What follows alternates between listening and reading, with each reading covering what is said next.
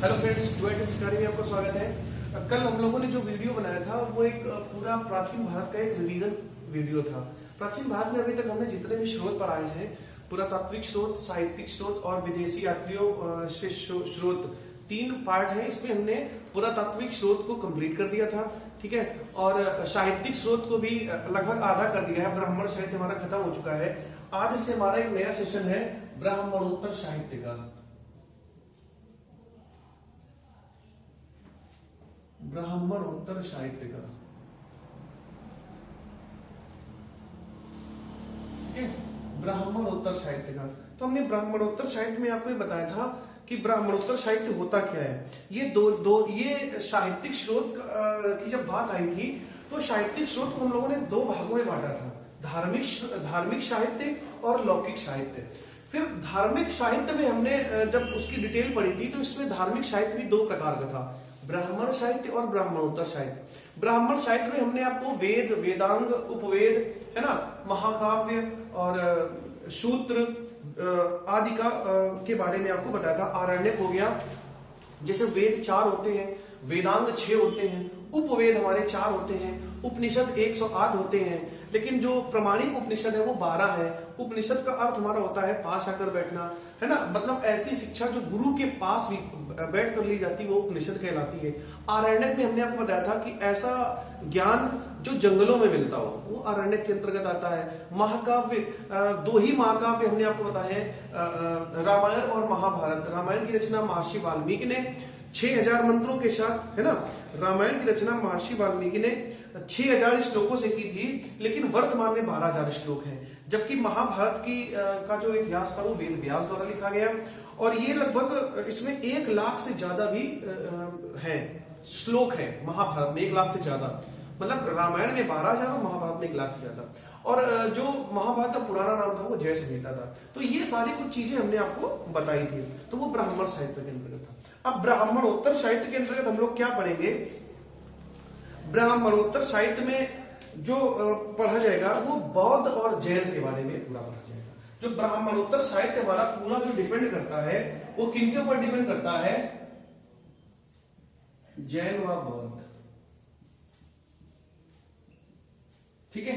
ब्राह्मणोत्तर साहित्य को अगर हम पूरा उठा के देखें तो जैन और बौद्ध के बारे में ये जानकारी देता है। तो सबसे पहला जैन और बौद्ध में सबसे पहला हम लोग डालते हैं बौद्ध साहित्य।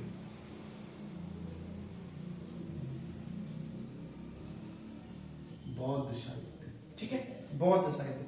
अब देखो बौद्ध साहित्य क्या है। सब लोगों ने महात्मा बुद्ध का नाम सुना था, ठीक है, सुना होगा। महात्मा बुद्ध, सिद्धार्थ, है ना, शूद्रोधन के पुत्र सिद्धार्थ, कपिलवस्तु में इनका जन्म हुआ था। तो ऐसा कुछ जो देखने को मिला, तो सिद्धार्थ कैसे महात्मा बुद्ध बने और महात्मा बुद्ध बनकर इन्होंने आगे बौद्ध साहित्य कैसे स्थापित किया, इसकी कुछ जानकारी हम लोग बौद्ध साहित्य के अंतर्गत करते हैं, ठीक है। पिटक इन्होंने निकाले थे, सुत्त पिटक, विनय पिटक और अभिधम्म पिटक।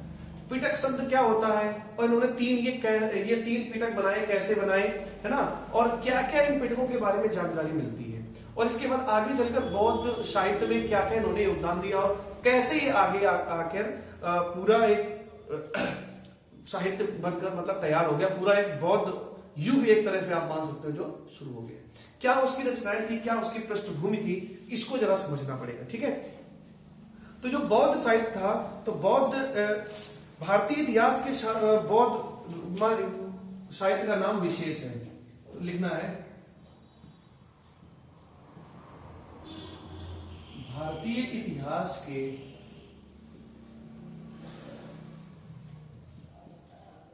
साहित्यिक काल में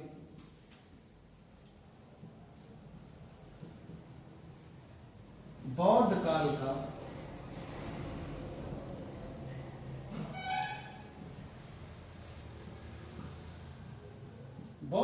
विशेष स्थान है, ठीक है। भारतीय इतिहास के साहित्यिक काल में बौद्ध काल का विशेष स्थान है, ठीक है। यह सबसे प्राचीन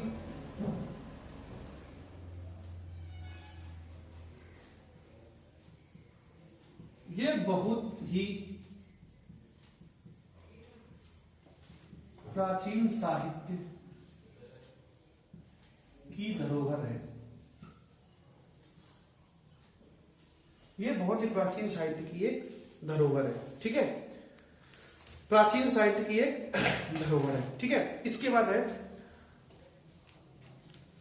इनका सबसे प्राचीन ग्रंथ त्रिपिटक है।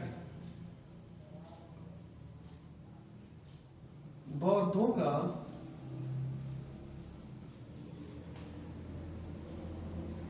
सबसे प्राचीन ग्रंथ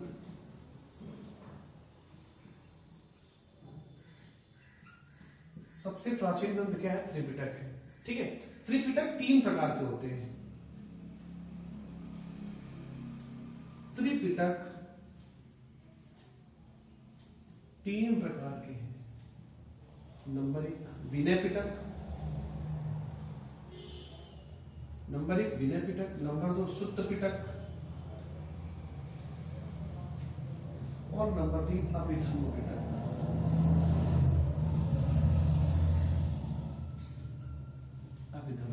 ठीक है, हाँ बेटा, क्या दिक्कत इसमें आपको? अच्छा देखो, जो पिटक है बेटा, आप ये आप देखना बेटा, त्रिपिटक जो होते हैं, त्रिपिटक किससे संबंधित है? बौद्ध। ये पिटक क्या है? जो भी जितना भी बौद्ध साहित्य है वो पूरा बौद्ध साहित्य जिसमें समाया हुआ है उसको हम लोग त्रिपिटक बोलते हैं। तो मतलब त्रिपिटक, मतलब 3, पिटक मतलब बौद्ध का एक ग्रंथ।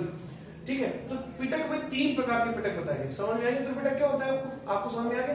ठीक है, तो त्रिपिटक 3 प्रकार के है ना, और ये सबसे प्राचीन ग्रंथ त्रिपिटक है ना। पहला विनय पिटक, दूसरा सुत्त पिटक और तीसरा अभिधम्म पिटक। इतनी बातों में किसी बच्चे को दिक्कत? ठीक है, अब आगे चलते हैं। तो देखो, हम लोगों ने अभी फिलहाल पढ़ा विनय पिटक, सुत्त पिटक और अभिधम्म पिटक। तो इसमें सबसे पहले आप हेडिंग डालना है आपको सुत्त पिटक। ठीक है, सुत्त पिटक।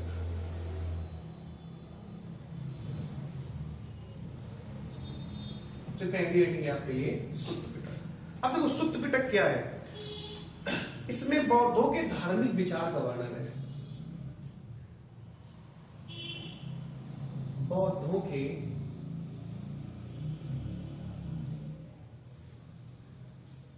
धार्मिक विचार का वर्णन है। ठीक, बौद्धों के धार्मिक विचार का वर्णन है। ठीक है, तो जो जितने भी बौद्धों के धार्मिक विचार हैं, धार्मिक विचार का मतलब क्या है? बौद्धों का अपना जो धर्म था, तो मतलब किसी जानवर को नहीं मारना है, और जो भी आने वाला समय है, आने वाला समय बहुत ही कष्टकारी हो सकता है, इसलिए जानवरों की रक्षा करो, जानवरों को मत मारो। ये कुछ जो उनकी धार्मिक शिक्षाएं थी, मतलब इस टाइप की, हमने एक उदाहरण से आपको दिया है, इस टाइप की जो धार्मिक शिक्षाएं थी, धार्मिक विचार थे, वो आप सुत्त पिटक के अंतर्गत देखते हो। जैसे अभी भी बहुत सारे देखो आपने जो धार्मिक जो संस्थाएं हैं, है ना, ट्रस्ट है, तो इनकी अब ये लोग क्या करते हैं कि कैलेंडर छपवाते हैं, है ना, जंत्री वगैरह छपवाते हैं, तो भाई उसमें विचार लिखे रहते हैं, आज का विचार, है ना। तो ऐसे कुछ इनका जो धार्मिक विचार थे, तो सुत्त पिटक के अंतर्गत हम लोग उसमें इनके धार्मिक विचारों को पढ़ते हैं। ठीक है, तो इसे बौद्ध धर्म का एक इंसाइक्लोपीडिया भी कहा जाता है। इसे बौद्ध धर्म का इंसाइक्लोपीडिया भी कहा जाता है। बौद्ध धर्म का इंसाइक्लोपीडिया भी कहा जाता है। किसे भाई? सुत्त पिटक। सुत्त पिटक में बौद्ध और बौद्धों के विचार है, और इन बौद्धों के विचारों को बौद्ध धर्म का इंसाइक्लोपीडिया भी कहा जाता है। इसके बाद आता है नंबर 1 है ये, नंबर 2 है अपना विनय पिटक। सुत्त पिटक के बाद है भाई विनय पिटक। कभी कभी प्रश्न ये पूछा जाता है कि पिटक शब्द किस धर्म से संबंधित है, तो अगर पिटक शब्द आता है तो कौन सा धर्म होगा भाई? बौद्ध धर्म। ठीक है, विनय पिटक है, इसमें बौद्धों के नियम और कानून है। बौद्धों के नियम और कानून का वर्णन किया गया है। बौद्धों के नियम व कानून का वर्णन किया गया है।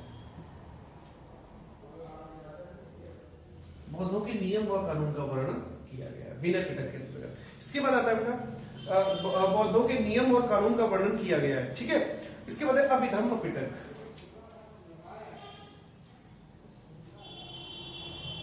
अभिधम्म पिटक अभिधम्म पिटक है, इसमें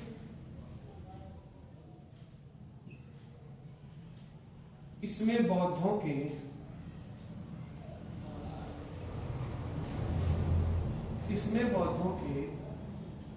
साहित्यिक विचारों का वर्णन है। इसमें बौद्धों के साहित्यिक विचारों का वर्णन है। इसे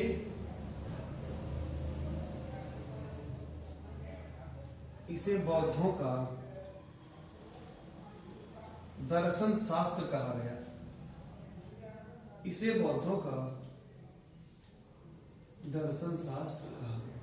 ठीक है, इसमें बौद्धों के साहित्यिक विचारों का वर्णन है, इसे बौद्धों का दर्शन शास्त्र कहा गया। ठीक है, तो ये 3 पिटक आपके पास है, शुद्ध पिटक, विनय पिटक और अभिधम्म पिटक। शुद्ध पिटक में बौद्धों के धार्मिक विचार हैं, ठीक है। विनय पिटक में बौद्धों के नियम कानून है। अभिधम्म पिटक में बौद्धों के साहित्यिक विचारों का वर्णन है, और इसे दर्शन शास्त्र भी, बौद्धों का दर्शन शास्त्र भी कहा गया। ठीक है, अब इसके बाद देखो प्रश्न ये आता है कि ये तो 3 पिटक हो गए, इसके बाद बौद्ध धर्म का विचार या बौद्ध साहित्य के बारे में क्या क्या जानकारी थी। तो बुद्ध की शिक्षाओं को संकलित करके इसको 3 भागों में बांटा गया। ठीक है, बुद्ध के धर्म की शिक्षाएं है ना, बुद्ध की शिक्षाओं जो ये त्रिपिटक है ना, त्रिपिटक की रचना कब हुई, लिखो।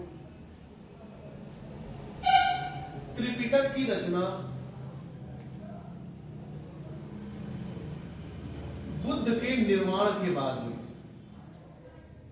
बुद्ध के निर्वाण के बाद हुई। ठीक है, त्रिपिटक की रचना बुद्ध के निर्वाण के बाद हुई। अभी निर्वाण क्या होता है? निर्वाण, निर्वाण का मतलब अंत होना या अंतिम। निर्वाण का मतलब है अंतिम दिन। ठीक है, निर्वाण का मतलब अंतिम, मतलब ये है मृत्यु, अंतिम दिन या। ठीक है, जब जैसे ही बुद्ध का निर्वाण हो गया, निर्वाण होने का मतलब है अंतिम। ये भी प्रश्न पूछा गया, निर्वाण का मतलब क्या होता है? निर्वाण और निर्माण में अंतर है। निर्माण का मतलब बनाना और निर्वाण का मतलब मृत्यु या अंतिम। तो जैसे ही बुद्ध का निर्वाण हो गया तो उसके बाद त्रिपिटक की रचना बुद्ध के निर्वाण के बाद हुई, है ना। तो निर्वाण के बाद बुद्ध के विचारों को, निर्वाण के बाद बुद्ध के विचारों को, निर्वाण के बाद बुद्ध के विचारों को 3 पिटकों में बांटा गया। 3 पिटकों में बांटा गया, जिन्हें क्रमशः सुत्त पिटक, विनय पिटक और अभिधम्म पिटक कहा गया। ठीक है, सुत्त पिटक, विनय पिटक, अभिधम्म पिटक कहा गया। अभी हमने इसके बारे में आपको बताया था। सुत्त पिटक क्या होता है? सुत्त पिटक में धार्मिक विचार थे। विनय पिटक में क्या थे? नियम कानून थे। अभिधम्म पिटक क्या था? अभिधम्म पिटक था इसका दर्शन शास्त्र। दर्शन मतलब बुद्ध धर्म के जो दर्शन है उसका इसमें वर्णन किया गया। सुत्त पिटक को क्या बोला गया? सुत्त पिटक को बुद्ध धर्म का इंसाइक्लोपीडिया बोला गया था। सुत्त पिटक को बुद्ध धर्म का इंसाइक्लोपीडिया बोला गया था। ठीक है, तो 3 पिटक के बारे में जानकारी हो गई। इसका मतलब ये होता है कि जैसे ही महात्मा बुद्ध के बचपन का नाम क्या था भाई? सिद्धार्थ। इनके पिता का नाम शुद्धोधन, माता का नाम त्रिशला था। ठीक है, तो ये जो सिद्धार्थ से लेकर और बुद्ध बनने का जो समय था उसके बारे में ही वर्णन किया गया था। अब इसके बाद देखो एक चीज और आती, जातक कथाएं। जातक कथाएं, ये जातक कथाएं क्या थी? ठीक है, तो जातक कथाएं हैं बुद्ध के जन्म से पूर्व, बुद्ध के पूर्व जन्म की काल्पनिक घटनाएं, बुद्ध के पूर्व जन्म की काल्पनिक घटनाएं, बुद्ध के पूर्व जन्म की काल्पनिक घटनाएं जातक कथाएं कहलाती थी। जातक कथाएं कहलाती थी। बुद्ध के पूर्व जन्म की घटनाएं जातक कथाएं कहलाती थी। ठीक है, ये ईसा पूर्व से पहली शताब्दी में देखो, अब इसके बाद ईसा पूर्व की पहली शताब्दी से, ईसा पूर्व की पहली शताब्दी से जातक कथाओं का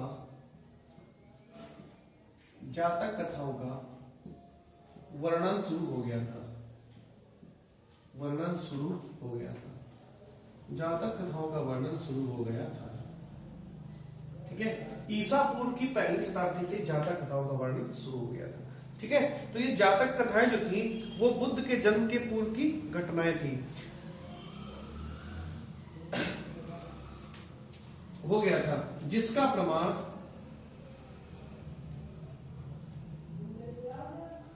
प्रमाण दो अभिलेख थे, भरहुत और सांची के स्तूप, जिसका प्रमाण भरहुत व सांची के स्तूप से मिलता है। कहां से मिलता है? जिसका प्रमाण भरहुत और सांची के स्तूप से मिलता है। मतलब जो जातक कथाएं थी, जातक कथाओं के बारे में इतनी जानकारी आप बच्चों को जरूर होनी चाहिए। ठीक है, और इसके बाद है जातकों की संख्या जातकों की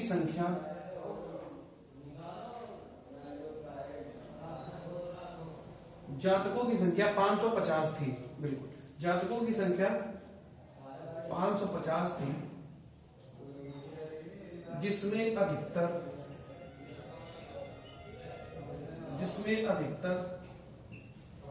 पद्यांश थी। जातकों की जो संख्या थी वो 550 थी, जिसमें अधिकतर क्या थे? पद्यांश थे। तो ये जातक कथाएं, जातक कथाओं के बारे में इतनी जानकारी आपके पास जरूर होनी चाहिए। ठीक है, जरूर होनी चाहिए। कितनी? देखो, सबसे पहले जातक कथाएं क्या है? जातक कथाएं जो बुद्ध है, बुद्ध भगवान थे, हमारे जो महात्मा बुद्ध थे, जो जब भाई बुद्ध कब बने थे? बुद्ध पहले बचपन में सिद्धार्थ थे, है ना, पिता शुद्धोधन मां त्रिशला। तो पहले ये कपिल वस्तु में इनका जन्म वगैरह हुआ था। तो सिद्धार्थ को जब वैराग्य हो गया था तो वही गौतम बुद्ध बन गए थे, है ना। सबसे इन्होंने उपदेश श्रावस्ती में दिए थे, है ना। सबसे ज्यादा इन्होंने जो थे वो श्रावस्ती में दिए थे, है ना, उपदेश। और सबसे पहला उपदेश सारनाथ में दिया था। ठीक है, तो ये जातक कथाएं क्या थी? तो बुद्ध के जन्म के, जैसे बुद्ध का जो जन्म था ना, कहता पुराने जमाने में ऐसे थे, पुराने जमाने में वो ऐसे थे, और पिछले जन्म की घटनाएं, ऐसी जो घटनाएं थी वो जातक कथाएं थी। ये पूरी घटनाएं पूर्णतः कैसी थी? काल्पनिक। ठीक है, काल्पनिक थी। अच्छा, जातक कथाओं का वर्णन किया गया था बुद्ध के द्वारा। तो ये शुरू कब से हुई थी? ईसा पूर्व की पहली शताब्दी से ये शुरू हुई थी। ईसा पूर्व की पहली शताब्दी से ये शुरू हुई थी। अच्छा, अगर ईसा पूर्व की पहली शताब्दी से शुरू हुई तो पता किससे चला? तो इसका प्रमाण भरहुत और सांची के स्तूप में मिलता है। कहां मिलता है भाई? एक भरहुत का स्तूप था और सांची का स्तूप था। स्तूप का मतलब होता है एक तरह का, आप ये मान लो, स्तूप को ही बोलते हैं शिलालेख या विलेख। ठीक है, सांची के विलेख या सांची का स्तूप, है ना। स्तूप मतलब होता है एक पिंड, एक ऐसा पिंड जिसमें कुछ अपना लिखावट होती है, उस लिखावट को ही पढ़ा जाता था। जेम्स प्रिंसम ने 1837 में सबसे पहली बार अभिलेखों को पढ़ा था। ठीक है, और अभिलेखों की खोज किसने की थी? तो टी पेन ने। और सबसे पुराना अभिलेख कौन सा है? बोगच खोई का। भारत में अभिलेखों की खोज किसने की थी? अशोक ने। ठीक है, तो जातकों की संख्या 550 थी, जिसमें अधिकतर पद्यांश थे। अब देखो, पद्यांश, जातक अधिकतर किसमें थे भाई? पद्यांश में थे। ठीक है, गद्यांश में थे, पद्यांश में थे। तो जातक के बारे में इतनी जानकारी आपको होनी चाहिए। तो जातक कथाएं समझ में आ गई। बुद्ध के पूर्व जन्म की काल्पनिक घटनाएं क्या कहलाती थी? जातक कथाएं कहलाती थी। ठीक है, अब इसके बाद दूसरा नेक्स्ट पॉइंट आता है कि निकायों में बौद्ध धर्म के सिद्धांत तथा कहानियों का संग्रह है। निकाय, ठीक है, निकायों में बौद्ध धर्म के सिद्धांत और कहानियों का संग्रह है। निकायों में बौद्ध धर्म की कहानियां,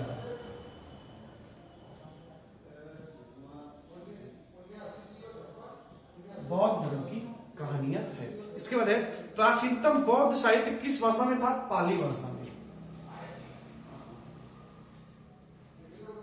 प्राचीनतम बौद्ध साहित्य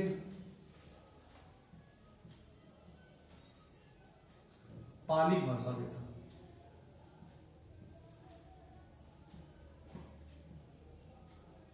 पाली भाषा में था। ठीक है, पाली भाषा में लिखे गए बौद्ध धर्म को पाली भाषा में था। ठीक है, पाली भाषा में लिखा गया बौद्ध, पाली भाषा में लिखे बौद्ध धर्म को,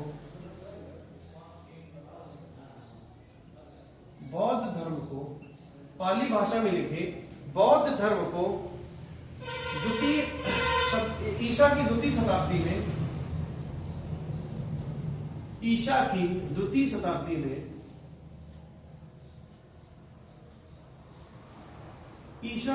शताब्दी में लिखा गया। ईसा की द्वितीय शताब्दी में लिखा गया। ठीक है, ईसा की द्वितीय शताब्दी में लिखा गया। बुद्ध घोष द्वारा विरचित विशुद्ध मग्न बौद्ध धर्म में हीनयान शाखा से संबंधित था। ठीक है, अब देखो इसमें जो पाली भाषा थी, दो प्रकार की भाषाएं थी, प्राकृत भाषा और पाली भाषा।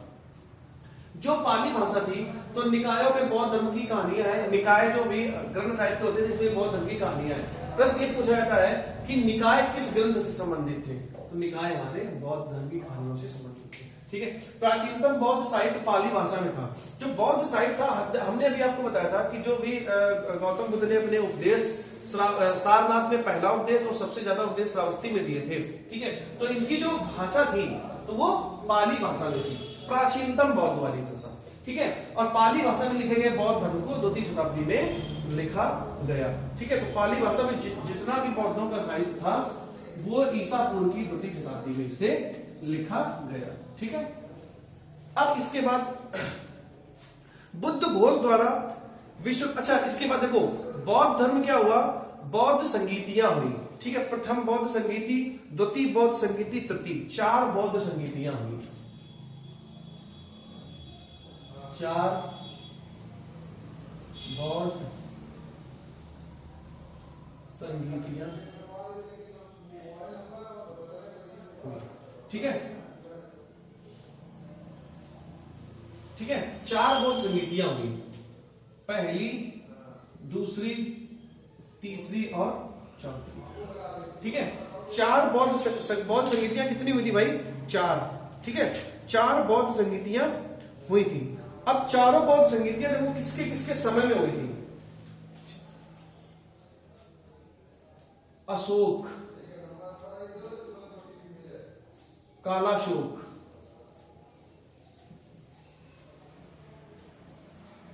अशोक, एक मिनट को, ये अजातशत्रु है,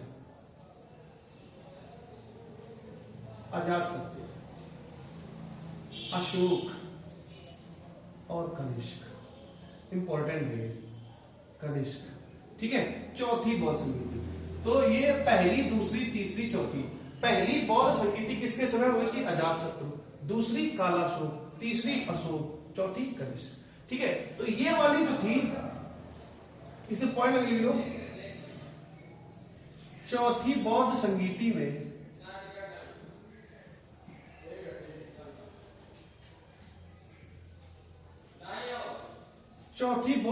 में बौद्ध धर्म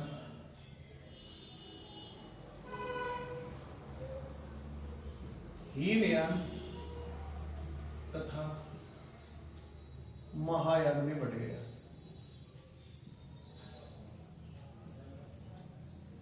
चौथी बौद्ध संगीति में बौद्ध धर्म हीनयान तथा महायान में बट गया था। ठीक है, तो अब ये प्रश्न पूछा जाएगा कि जो चौथा वाला जो हीनयान, एक मिनट बन गया, यह बौद्ध संगीति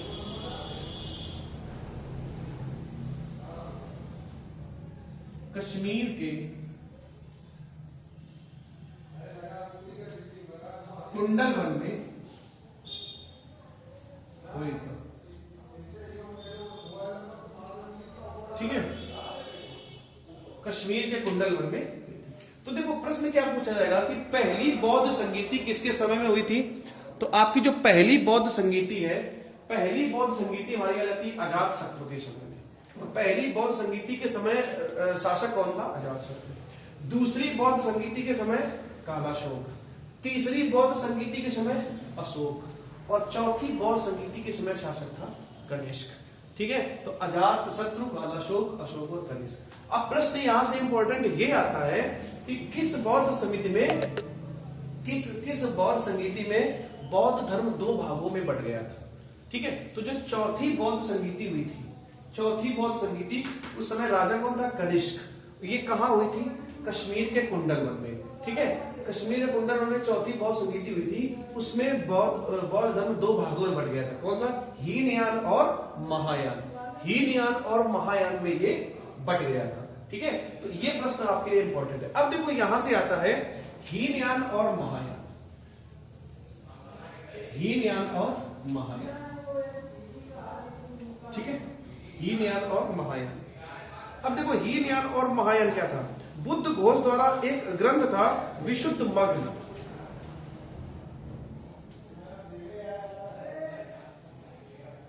विशुद्ध मग्न बुद्ध घोष द्वारा लिखित एक ग्रंथ है। बुद्ध घोष द्वारा लिखित एक ग्रंथ है, एक ग्रंथ है जिसमें हीनयान शाखा का वर्णन किया गया है, जिसमें हीनयान शाखा का वर्णन किया गया है। हीनयान शाखा का वर्णन किया गया। विशुद्ध मग्न बुद्ध घोष द्वारा लिखित एक ग्रंथ है जिसमें हीनयान शाखा का वर्णन किया गया है। कौन सी शाखा भाई? हीनयान शाखा का वर्णन किया गया है। ठीक है, इसे बौद्ध सिद्धांतों पर अत्यंत यह एक दार्शनिक ग्रंथ है। इंपॉर्टेंट क्वेश्चन है, इसे बौद्धों द्वारा प्रमाणित एक दार्शनिक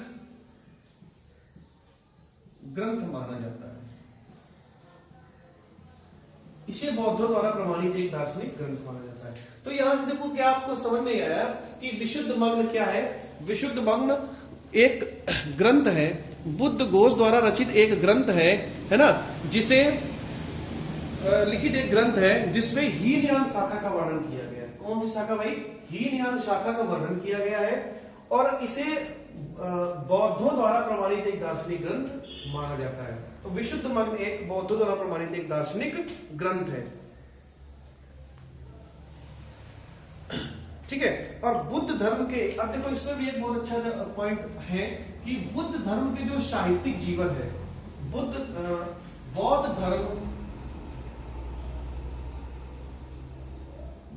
धर्म के साहित्यिक जीवन में, बौद्ध धर्म के साहित्यिक ग्रंथ में सबसे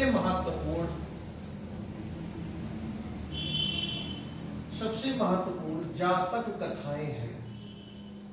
क्या है भाई? सबसे महत्वपूर्ण जातक कथाएं हैं। ठीक है, सबसे महत्वपूर्ण क्या है? जातक कथाएं हैं। ये 5वीं सदी से दूसरी सदी तक, ये 5वीं सदी से दूसरी सदी तक सामाजिक व आर्थिक विकास के बारे में बताती है। सामाजिक और आर्थिक विकास के बारे में बताती है। मतलब जो जातक कथाएं थी, जातक कथाएं बुद्ध के जीवन के पहले की घटनाएं थी, और ये 5वीं सदी से दूसरी सदी के बीच सामाजिक और आर्थिक जीवन के बारे में भी ये बताती है। ठीक है, तो आज की क्लास हम लोग यही वाइंड अप करते हैं। नेक्स्ट क्लास में इसी के आगे हम लोग फिर से कंटिन्यू करेंगे। तब तक चैनल को लाइक शेयर सब्सक्राइब जरूर करें। बहुत बहुत